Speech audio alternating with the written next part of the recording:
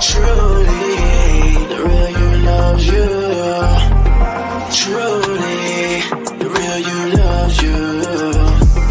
Truly, the real you loves you. Truly.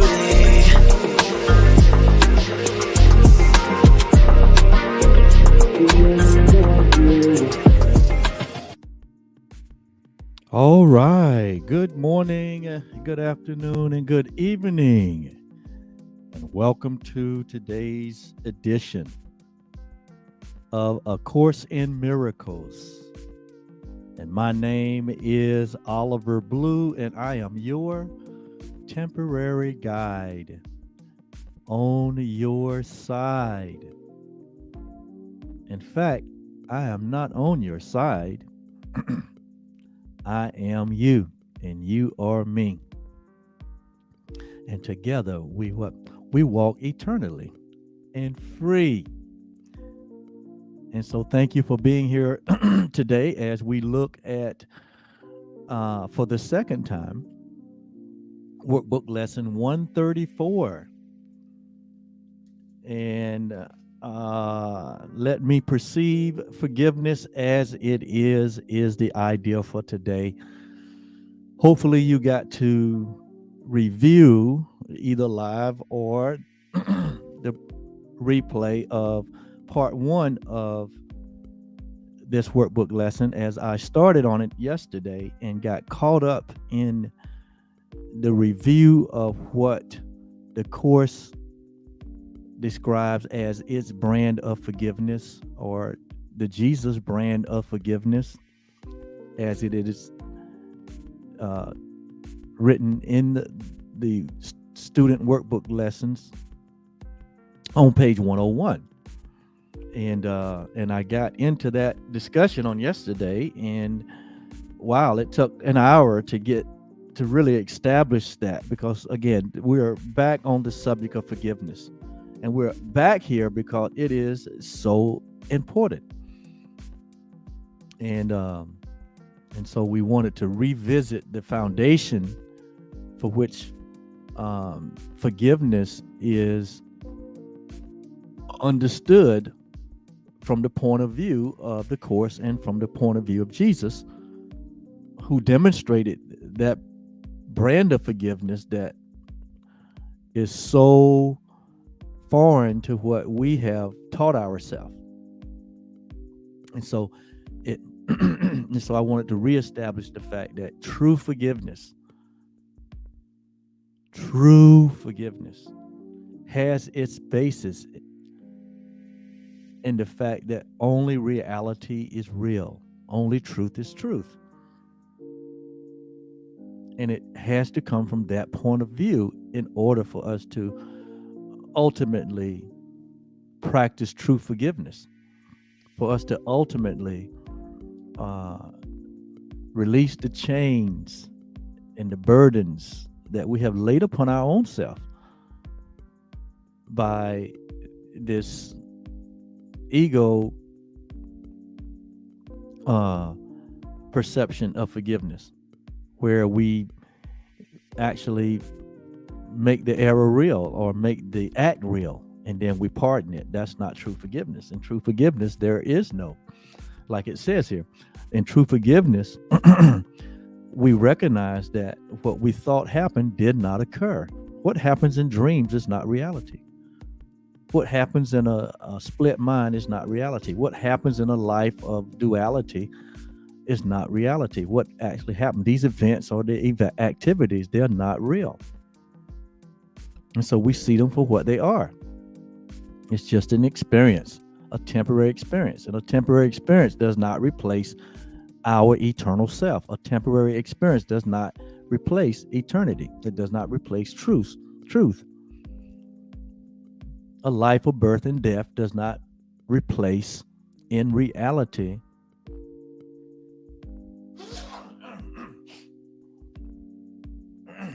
excuse me, of life that we experience, where there's birth and death and sickness and disease and poverty and lack and injustice and inequality and all of these things that we have looked upon, and have determined that they are only the content of the experience of a separated mind. Those things do not replace what is real. The unreal can never replace what is real. Therefore, peace can never be found in the unreal. It can only be found in reality. And the reality is there's God and there's nothing else. And God is love. And in God, there is no darkness.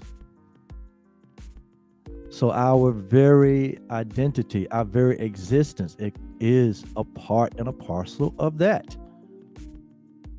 And so in that, which remains permanent, which remains as it always were, as even our true self, we remain as we were created. In that reality, there is nothing to forgive. There is nothing to pardon. Why? Because heaven is intact. Reality remains intact. The Creator remains intact, and that all that He or it has created, all that it has extended, remains as it always was, and it always shall be. So, from this point of view, from this reality point of view, there's absolutely nothing to forgive. That's how you remove the chains from yourself and from others and let the world go free. That is the only way. That is God's plan for salvation. And God guarantees that that plan remains intact. And the moment that we align with that one will of God is the moment that therein lies the peace of God. Why? Because there is nothing else.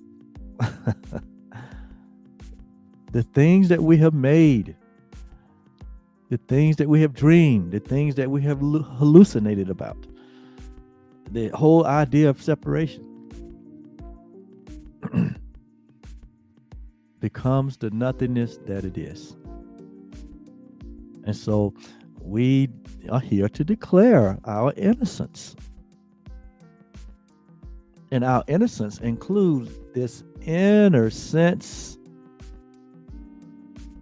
of oneness, this inner sense of permanence, this inner sense of reality, this inner sense of truth, this inner sense of happiness and joy and peace and loveliness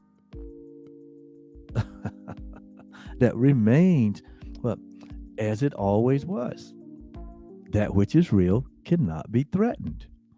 Reality cannot be threatened. Your reality, my reality, cannot be threatened. All humanity's reality cannot be threatened, no matter what the evidence might show in a dream of separation. We can't make up enough that is anti-reality to ever tilt the balance. And so this is what to be awake means. This is what to be enlightened means. This is what to be saved means. That you have embraced, I have embraced, we all have embraced this one vision, this one knowing, this one seeing, that grace and peace continue to be multiplied unto us through this knowing, through this experience, through this direct experience of accepting the atonement or the at-one-ment for ourselves. And then we become a beacon of light for others. It's that simple. It's not complicated at all. And so we're going to get into the lesson before I get down take a detour. We're going to get through lesson 134, which is, again, so important to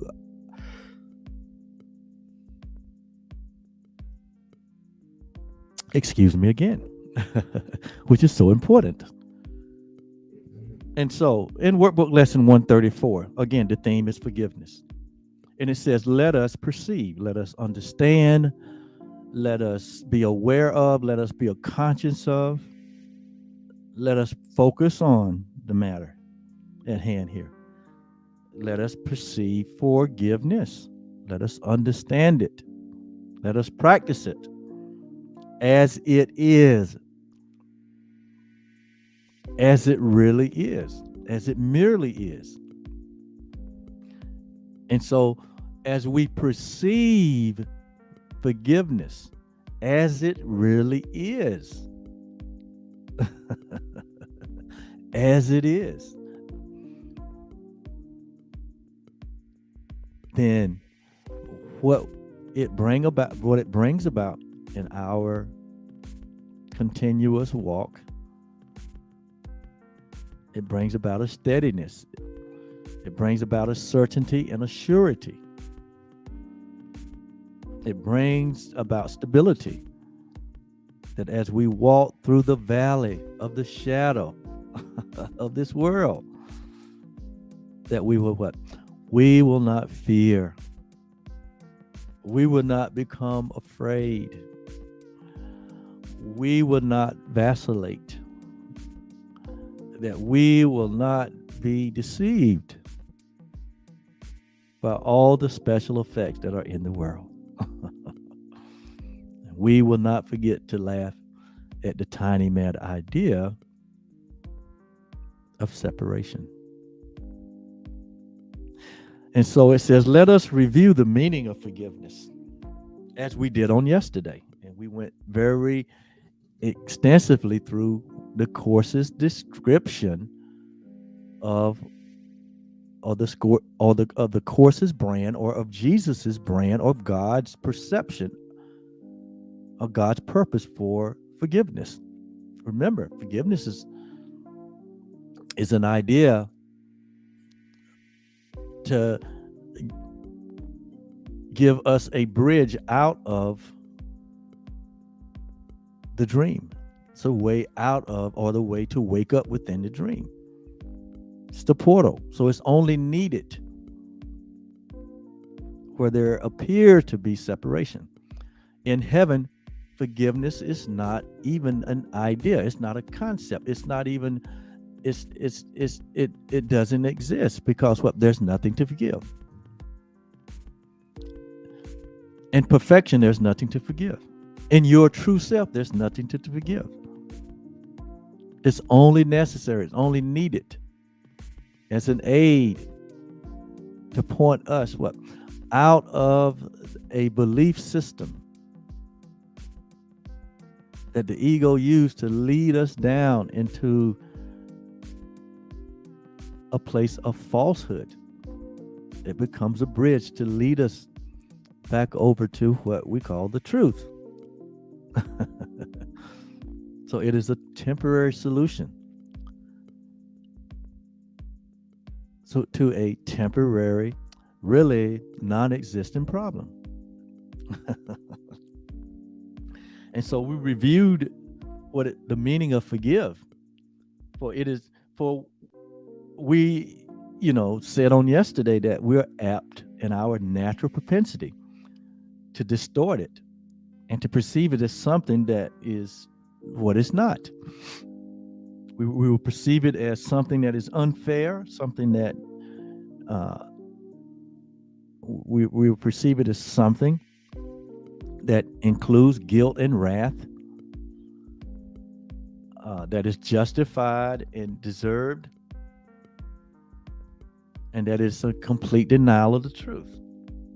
That is really a folly, or it's, when we look at it from a perspective of the ego perspective, which says it did occur, that separation did occur, or the offense did occur, or the unfair treatment to you did occur,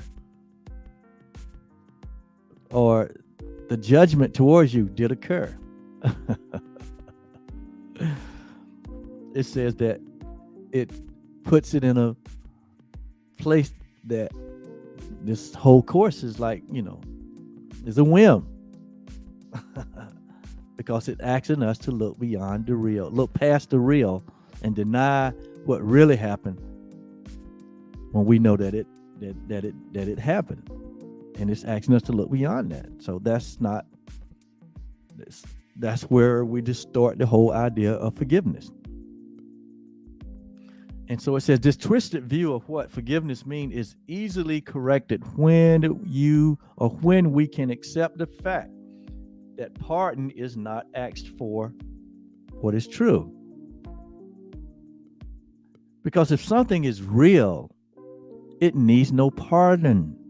It needs no excuse. And what is real is what love is. What is real is what God is. What is real is what God created, which is you and me. We are the real McCoy. So from that perspective, we are the real McCoy. We are the unchanging or the changeless nature of God. We are of the unaltered nature of God. We remain as God created us. Remember that idea from a few lessons back. It said that one idea is what this whole course is about. That God extended himself and called himself creation. And what he extended, he called creation. What he extended is what we are. And what we are is what God is, unalterable, unchangeable. We remain our divine self. We remain our innocent self. We are guiltless. We are sinless. Guilt and sin doesn't exist in reality. It doesn't exist in your true identity. So if that be the case, if you're completely whole and harmless and guiltless and sinless, if that's the true nature of humanity, and it is, in its purest self, in our purest sense, that is our nature, that is our true identity, and it remains intact, and it can never be altered.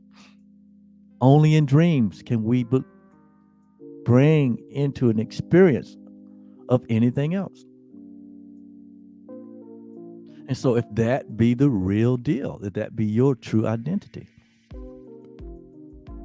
then there is no what? There is no need for forgiveness.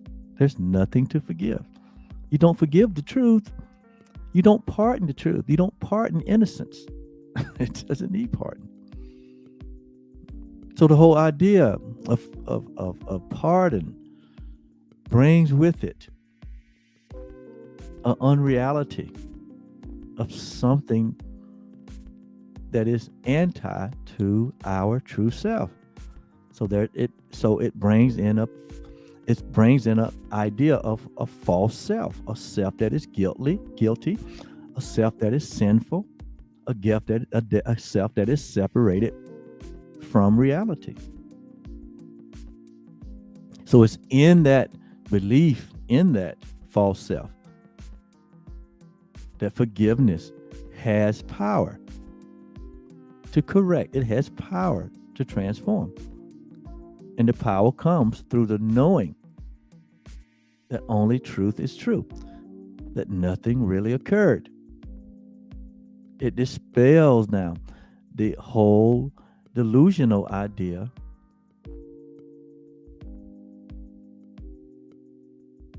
that separation has become a reality. That's why we must embrace forgiveness from God's point of view, from the Course's point of view, when it says what you thought your brother did has not occurred. Why? What occurs in dreams is not real. What occurs in your false identity, it's not permanent. It's not a reality.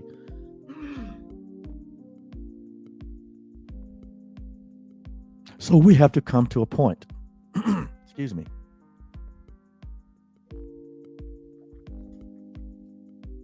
We have to come to a point in our consciousness that all we desire is that which is true. about us, that which is real about us. We got to come to the point where that is all we desire.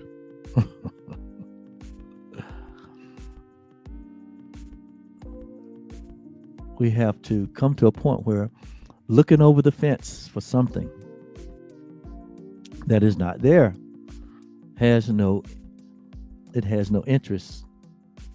We have no interest in that anymore. We've done that, been there, got a t-shirt, suffered.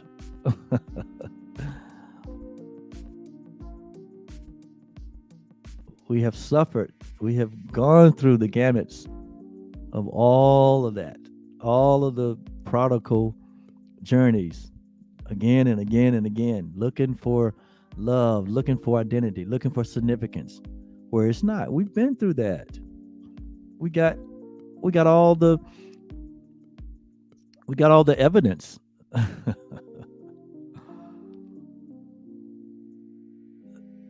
that it does not serve our reality. We got all the bruises, all the pain, all the sorrow. We've looked for it everywhere, in relationships, in activities and events. We've made up all kinds of ways to try to find happiness, and it's not there. So coming to a point in our life where we realize that there must be and there is a better way, or a way of seeing things. There is something that I don't know, but if I did know it, it would change everything. And so that is the hot pursuit that we get on when we get to the point in our prodigal journey that we say enough is enough. And some of us have high tolerance for pain and suffering, and some of us have low tolerance. And I was one of those that had low tolerance for pain and suffering. That's why early in life I began my searching and seeking, because I had a low tolerance for suffering and for pain. What's your tolerance level? You know it.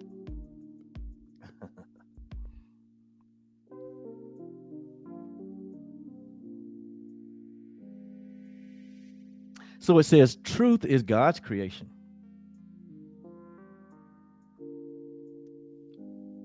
And to pardon that is meaningless. Truth doesn't need pardon. Reality doesn't need to be pardoned. Excuse me, pardon.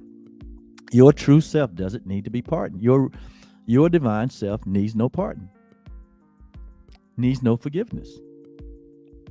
You are innocent and whole and free and complete, just the way you are. And when I say just the way you are, I'm saying just the way that God created you.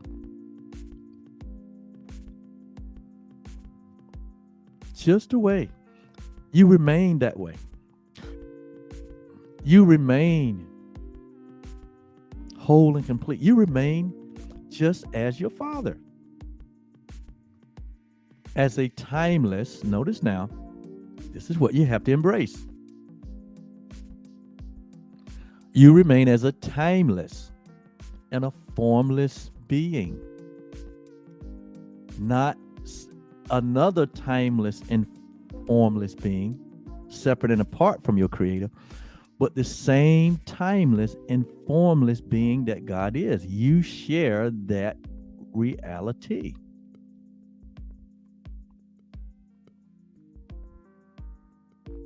And that's never to be altered, never to be changed. You can live 1,000 lifetimes. You can live as a beggar. You can live as a queen or king.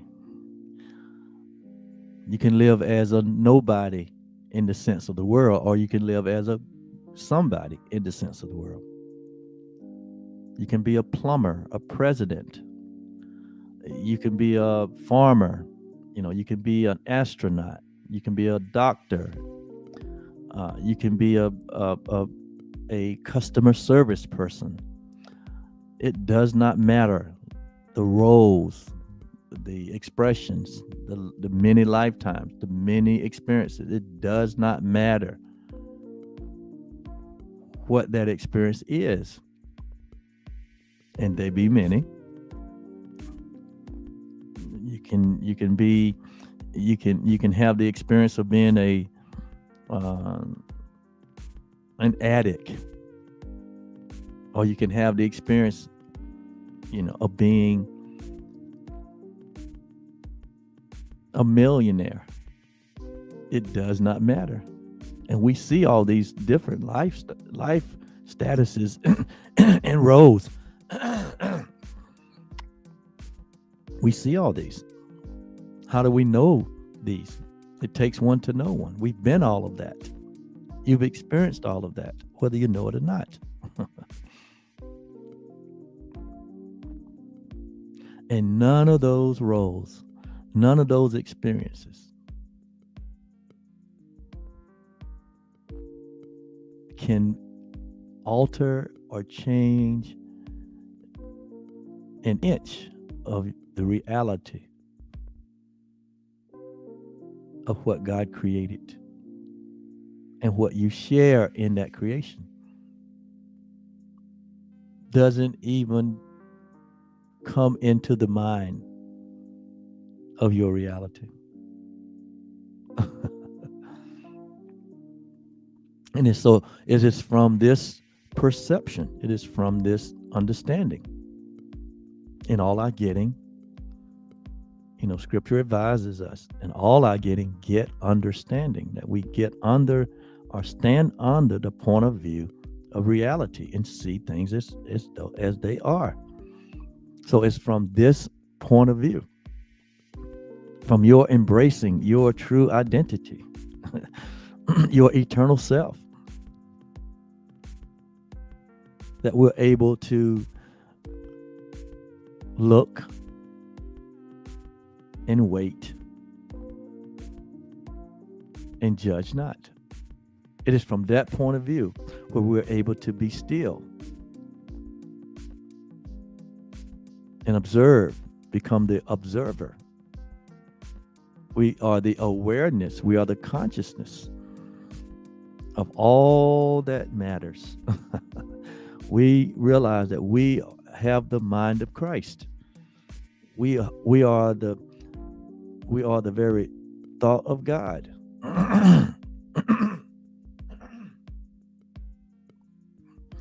We embrace our equality with reality. It is from that point of view where we are able to perceive forgiveness as it really is. To perceive it as it really is and what it's really for. And to make the proper use of the idea.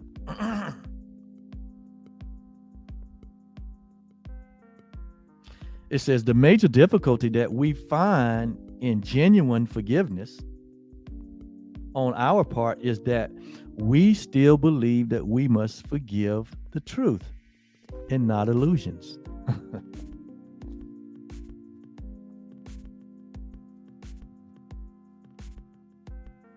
That is a difficult problem because we think that what is unreal is real. And so if what is unreal, we make it real, then to forgive it is that we have to forgive that which is real. We have to forgive the truth. And truth doesn't need forgiving. It says we conceive of pardon as an empty attempt or a vain attempt to look past what is really there. That's looking from the ego separated point of view. To overlook the truth in an unfounded effort to deceive ourselves by making an illusion true. This twisted viewpoint but reflects the whole that the idea of sin retains as yet upon our mind as we regard ourselves. So in other words, we're saying the reason we have problem with the world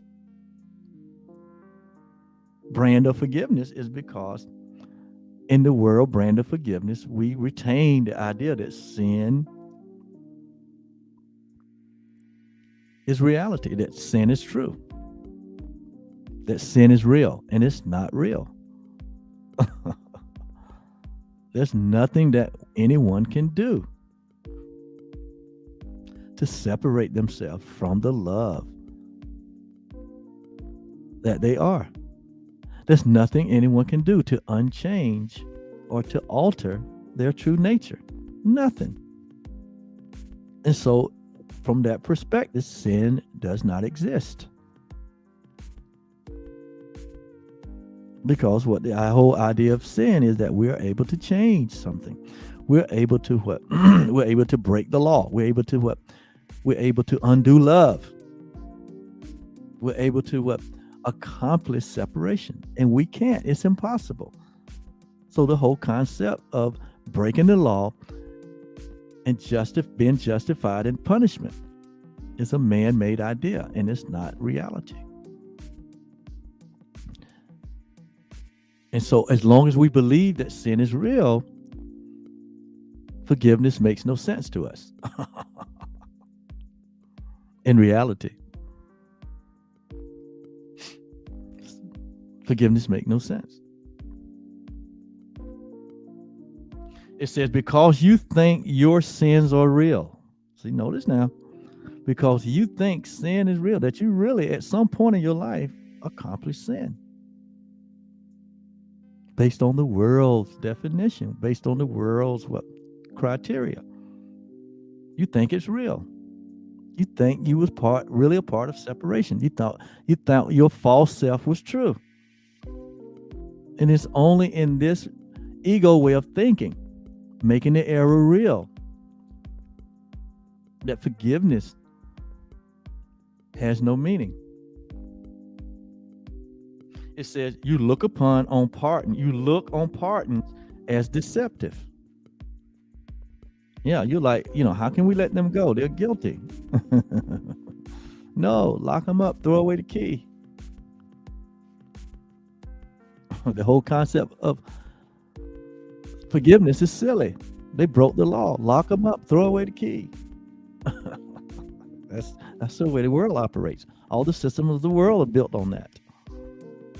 I mean, we have a whole judicial system that is built on that idea.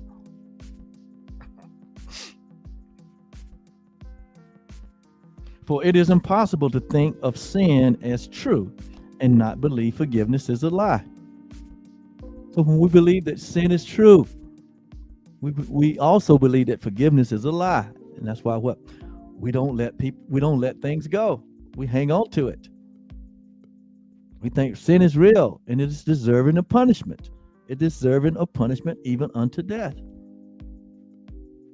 This is how we've been conditioned. This is how we've been taught. And this is what is demonstrated in the world we see. Thus is forgiveness really but a sin, just like all the rest. And so that's why we hold on to grievances. That's why we hold on to resentments, because we become the judge, the jury, and the executioner of ourselves. Because we are judging and executing ourselves when we do that to our brother. Whatever we do or whatever we will have for another human being, we will have it for ourselves. So we are holding ourselves, we are imprisoning ourselves from a false idea, from a false identity.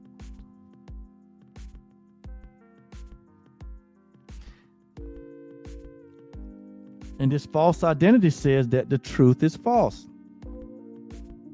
and smiles on the corrupt as if they were as blameless as grass. as white as snow. It is delusional in what it thinks it can accomplish. We are delusional to think that we can accomplish peace through attack. We are delusional to think that we can come to know our true self by seeing our creator or seeing our brother or sister as something different than us. That's delusional. There's only the one. We share the same one self. So to see another or an other different than yourself, to devalue another, to devalue human life, to devalue the one self because of its gender, because of its race, because of its belief system, because of its form, because of its history. To judge it and condemn it is to judge and condemn yourself because it's only the one self. And time again, we are so confused about why am I feeling such a way? Why am I thinking such a way? Why am I not experiencing what I deserve to experience? And we say that in the moment that we are so blind to our projection, so blind to our withholding grievances, so blind to our withholding resentment on our brothers and sisters, on other people, on other races, all of the things that the world teaches us to be against. All of the things that the world teaches us about having what? Having enemies. All the things the world that teaches us about our body identity in our timeline. And that we're justified in holding grievances, that we're justified in being angry, that we're justified in thinking of another in such a way that they can't walk down the street of our mind without being attacked by our thoughts. And we're so confused why I don't, experience what I desire. Well, you are experiencing what you desire for your brother, because what you desire for your brother, you desire for yourself. It is the one self. Get this, ladies and gentlemen. And so it says here, it is impossible to think of another in a way that you don't think of yourself. The way you think of your brother is the way you think of yourself. You can't see your brother. You can't see your creator other than the way you see yourself. So we have to make that correction. We have to make the correction in our thinking so that our perception can be in alignment with what we want to experience, so that our actions will follow our thoughts. So our results will be that which we desire.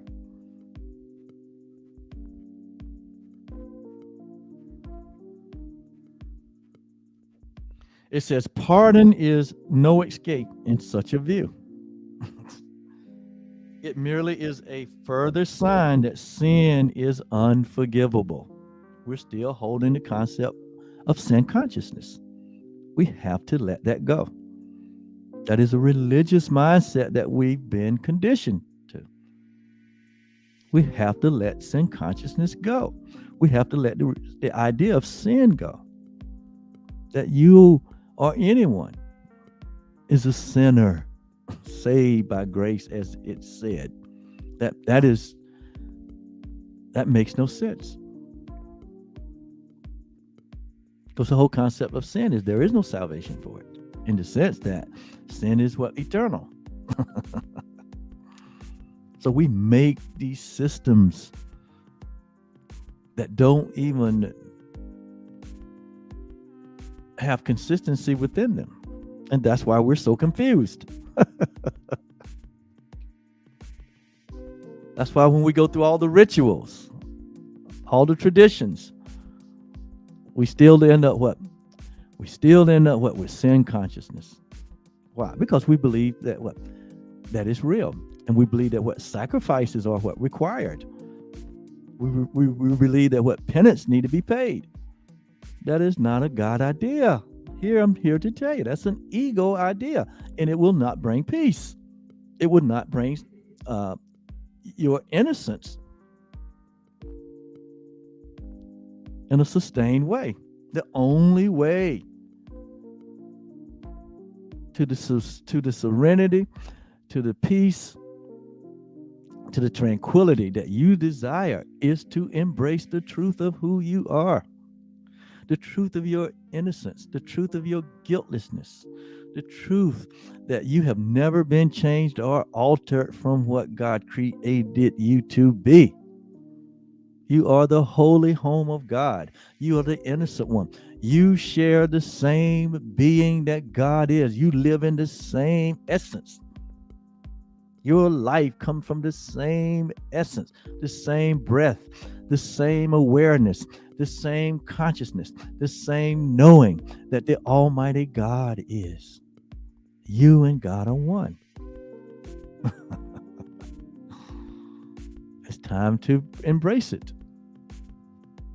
After being 134 days into this.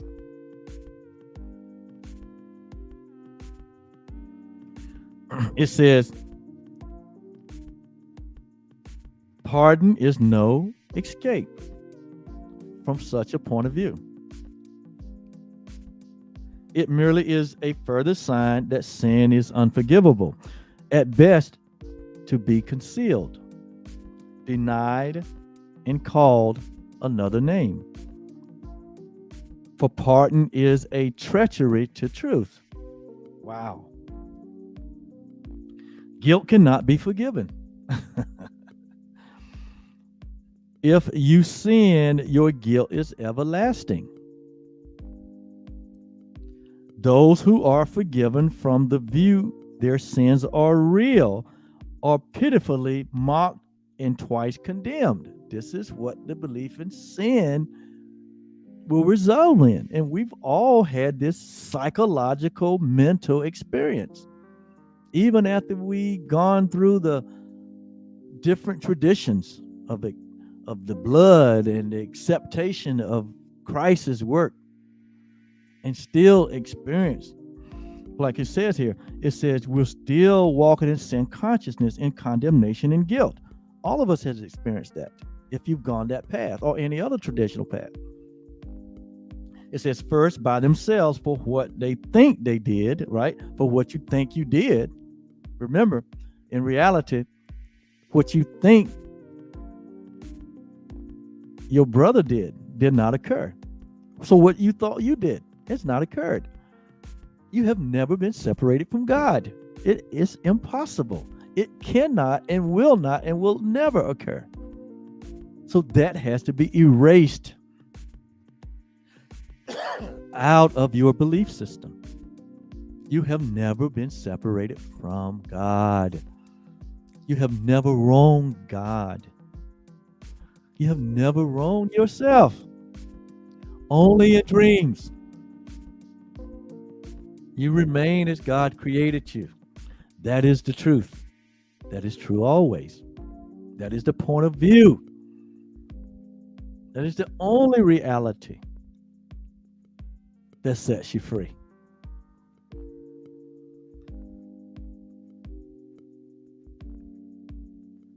And so pardon, the concept of pardon, the concept of sacrifice, the idea of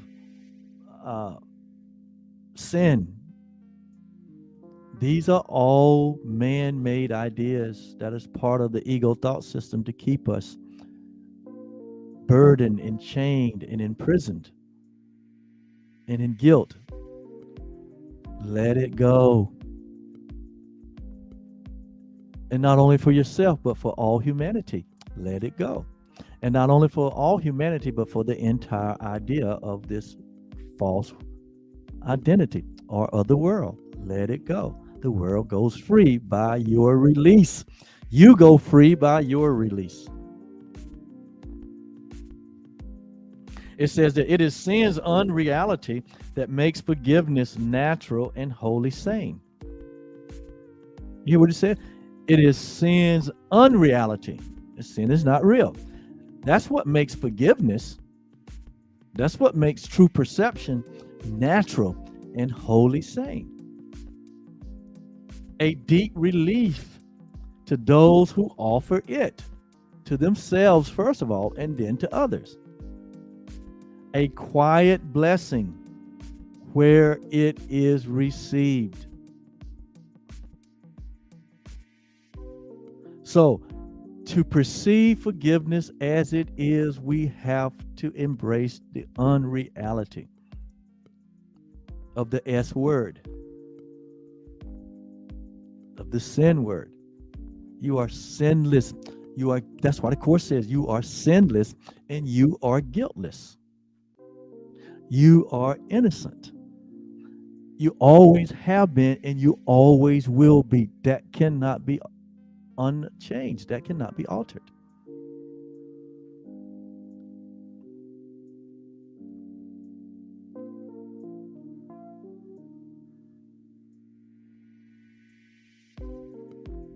Because to believe in it is to believe in an illusion. Because it's not real. See, to believe in sin is to believe in an illusion. It says it does not countenance illusions, but collects them lightly. Okay, so we have to collect these false ideas lightly and with a little laugh, a little smile, and gently lay them at the feet of what is true. So we bring the illusion to the truth. We bring the illusion of sin consciousness. We bring the illusion of guilt. We bring the illusion of condemnation and judgment. We bring the illusion that you deserve anything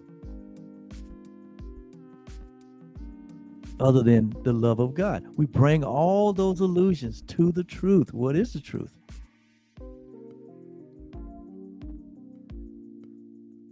The truth is, you remain as God, and God remain as you. We bring those illusions to the truth, and they dissipate. They no longer They no longer have their stranglehold in our consciousness. They no longer have their heavy burdens laid across our chest. And we not only bring them to the truth for ourselves, but we bring them to the truth for all humanity.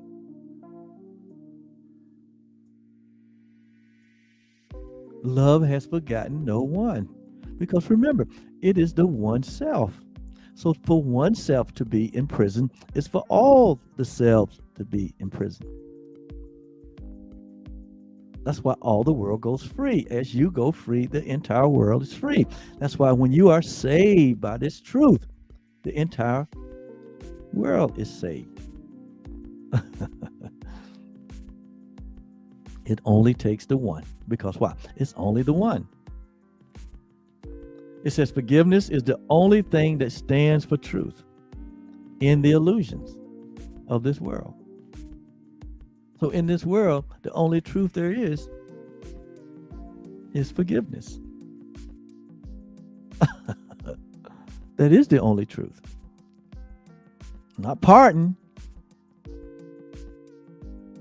Not pardon. Because to say pardon is to say that sin is real. To say pardon is to say that what your brother did, it did occur. It sees the nothingness of illusions. What does? Forgiveness does. When you walk in forgiveness, you begin to see the what? The nothingness of the illusions in this world. You say it sees the nothingness of illusion. It looks straight through the thousand forms in which the illusions may appear. Now you're walking with Christ's vision. You see what's happening. You see what's really happening. And you understand why it's happening. There's a belief in separation. It's at the core of it all. You were once there. I was once there. It looks on lies, but it is not deceived. This is through the eyes of forgiveness, God's forgiveness, true forgiveness. It says, it does not heed the self-accusing shrieks. What are the self-accusing shrieks?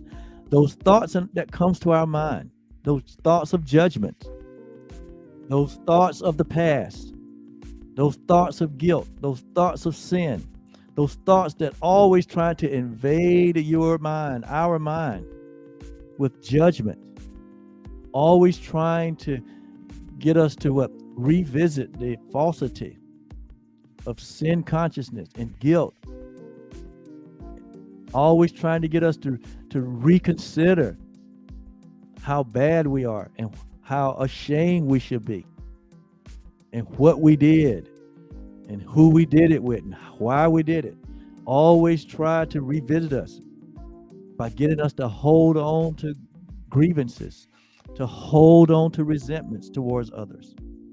See that whole game? When you walk in forgiveness, God brand of forgiveness, you begin to see the lies,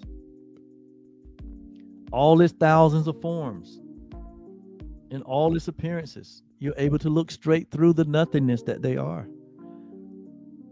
You begin not to pay any attention to the ideas or the thoughts that may stream through your consciousness that are not the truth.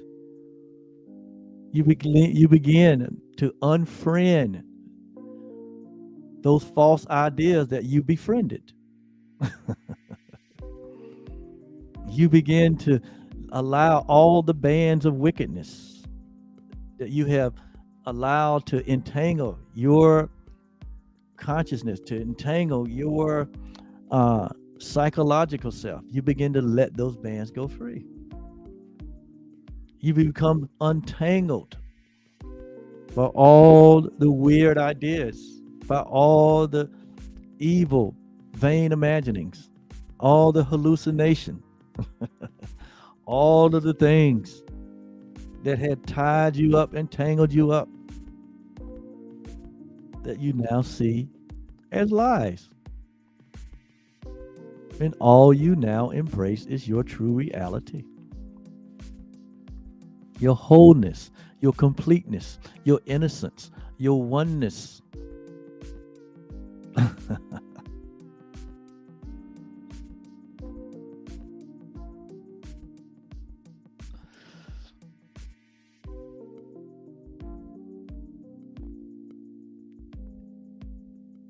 So it said, it does not heed the self-accusing shrieks of sinners mad with guilt.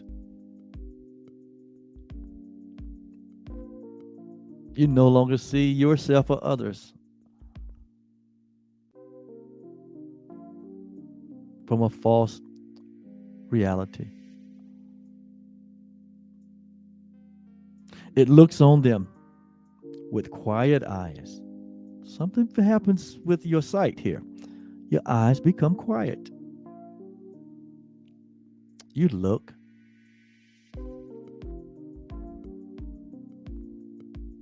You sit still. I'm going to read it how it reads over here on page 401. I love it. Where's on page 401? It says you merely look and you wait and you judge not. When that begins to happen in your life, that is an indication that you're walking in true forgiveness. When you're able to look on the lie, when you're able to look on all this world's appearances and you wait. You don't be like the ego and speak fast and speak first and speak loud. But you just observe. You sit still. You sit quietly. And you wait. And you judge not. Well, I mean, what does it take to get to this point? It takes the practice that we are engaged in. It takes awareness. It takes proper perception that we perceive what forgiveness as it is. This is the result of it. It says forgiveness, on the other hand, is still and quietly does nothing.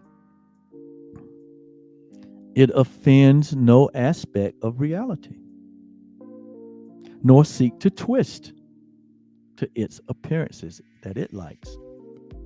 Notice now, this is maturity. This is what you look like as you practice your reality. It says you will merely look and wait and judge not. Why? Because he who would not forgive must judge. You have chosen forgiveness. So therefore what? You judge not. That's what Jesus meant when he said, judge not, that you be not judged. For with the same judgment that you render, it's going to be rendered back to you. That's why Proverbs said, a man of a few, or a woman with few words, it's a man and a woman of wisdom. Why? Because they're what? They understand the truth. And so they merely look and wait and judge not.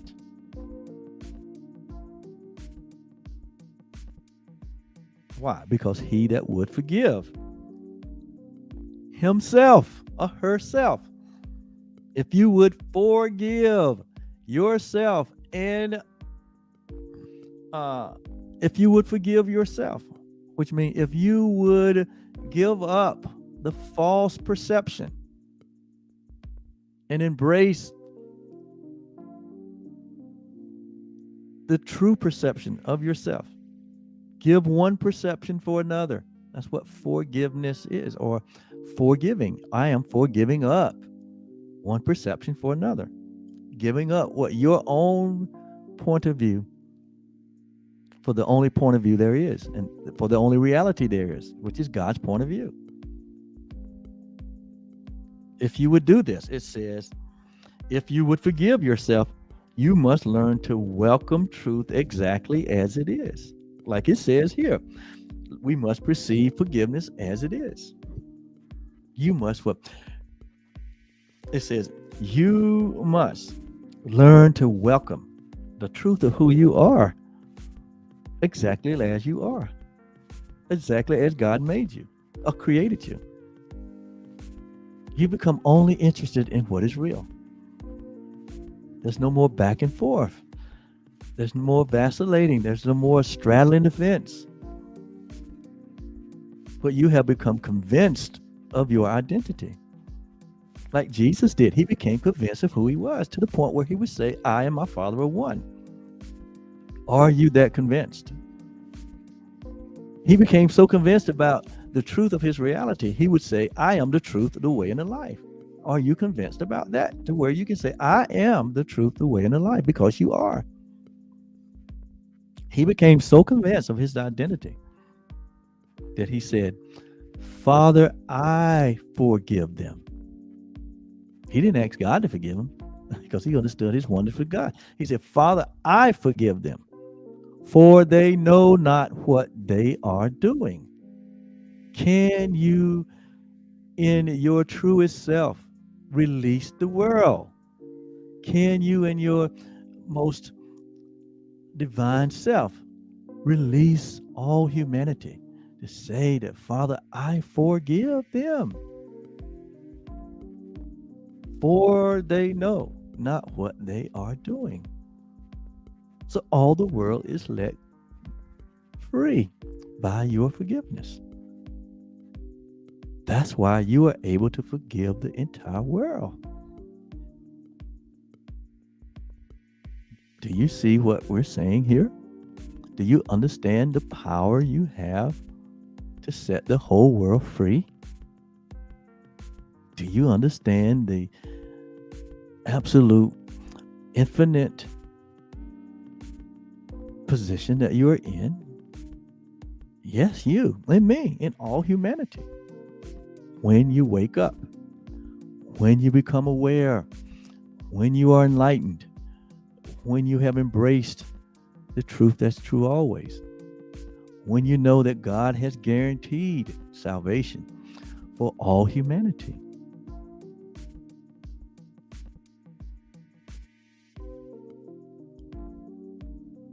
That's when we stop with the falsity of this world. That's when we stop promoting the idea of fear-based theology. That's when we stop promoting the idea of hell. That's when we stop promoting the idea of separation. That's when we stop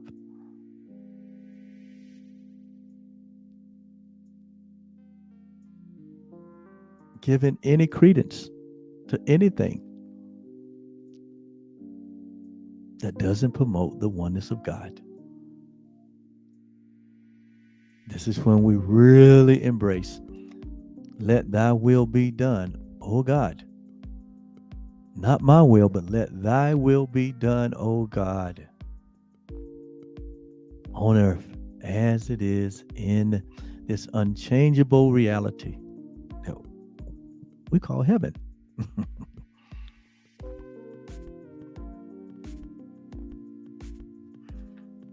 Wow.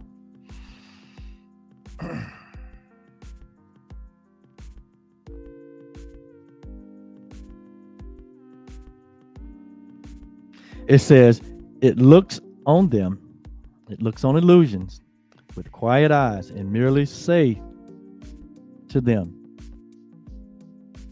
my brother, what you think is not true.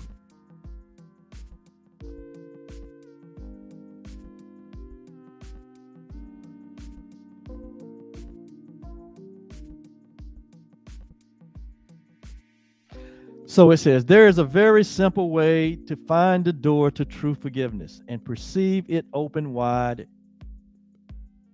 in welcome. When you feel that you are tempted to accuse someone of sin in any form, do not allow your mind to dwell on what you think he has done, for that is self-deception.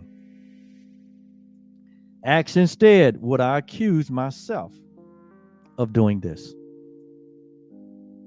Would you accuse yourself of doing what you accuse your brother of doing? No, you wouldn't. Not from this perspective. So why would we accuse our brother? That is self-deception.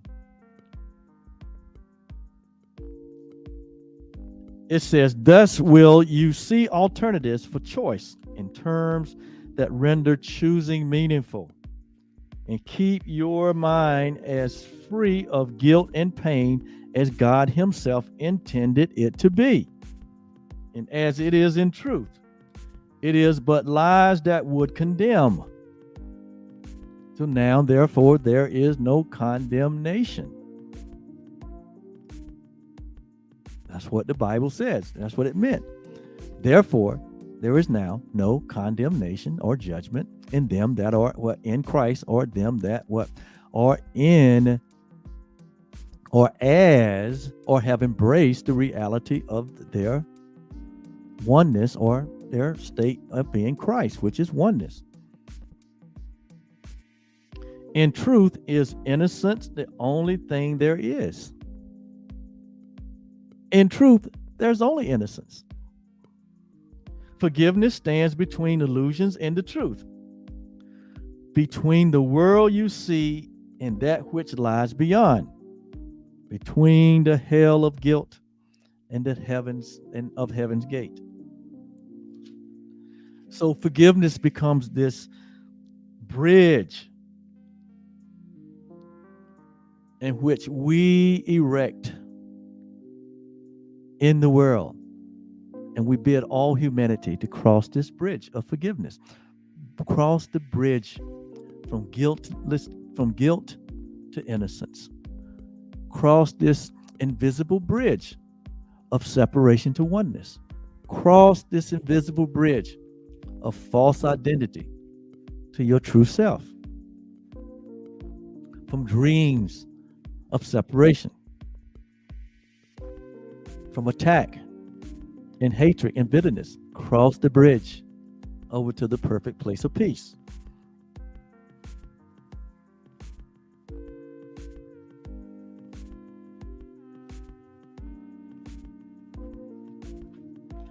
So to finish this up,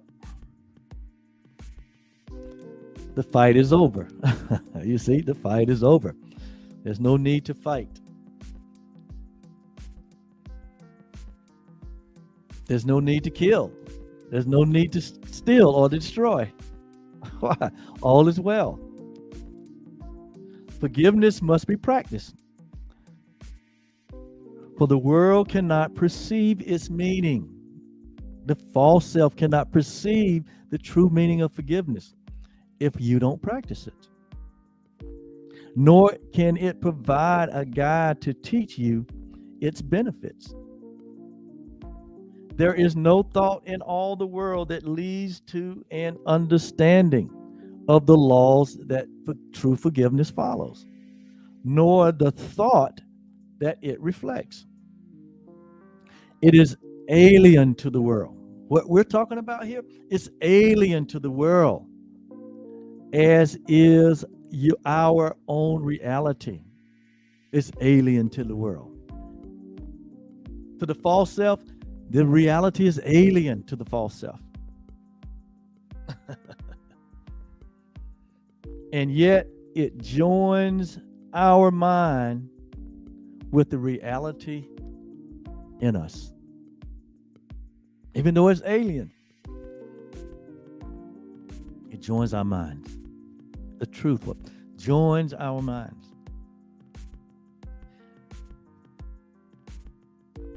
Today we practice true forgiveness, that the time of joining be no more delayed, as we bring the illusions to the truth. For we would meet with our reality in freedom and in peace. For we would meet with our reality in freedom and in peace, because that is all there is. Our practicing becomes the footstep, lighting up the way for all our brothers who will follow us to the reality we share with them. In other words, we become the light of the world. That's what it means. That is that this may be accomplished. Let's give 15 minutes twice today and spend it with the guide who understands the meaning of forgiveness. What guide? Your true self. And was sent with us to teach us. Let us ask him. Ask your true self, and it will answer you. Let me perceive forgiveness as it is, as it really is. Then choose one brother or sister as yourself directs you to, and category his sins as one by one as they cross your mind. Those that we have held and have seen as sinful, those who we have assigned sin to, that we still may be holding in that way, as it is brought to your mind, as we go through this exercise today. Be certain not to dwell on any one act, but realize that we are using our brother's offenses, but to save the world from all ideas of sin. Briefly consider all the evil things that we thought of them, and each time ask ourselves, would I condemn myself for doing this? Therefore, let our brothers and our sisters be free from all the thoughts we had of sin in them. And now we are prepared for freedom. If we have been practicing thus far in willingness and honesty, we will begin to sense a lifting up, a lightening of weight across our own chest, a deep and certain feeling of relief. The time remaining should be given to experiencing the escape from all the heavy chains that we sought to lay upon our brothers and sisters, but was laid actually upon ourselves. Because remember, there's only one of us. So we no longer hold the idea of sin towards anyone, or not, especially towards ourselves. It says forgiveness should be practiced through the day. For there will still be many times when you forget its meaning and attack yourself. Any attack upon another is but attack upon yourself. When this occurs, allow your mind to see through this illusion as you tell yourself, let me perceive forgiveness as it is. Would I accuse myself of doing this? Would you judge yourself? Would you judge your brother for something that's not real? That's something that doesn't exist. I will not lay this chain upon myself, because to lay it upon another is to lay it upon yourself. In everything that we do, remember this: no one is crucified alone. No one is judged alone. No one is condemned alone. And yet no one can enter heaven by himself. So no one is judged by themselves, and no one enters heavens by themselves. Why?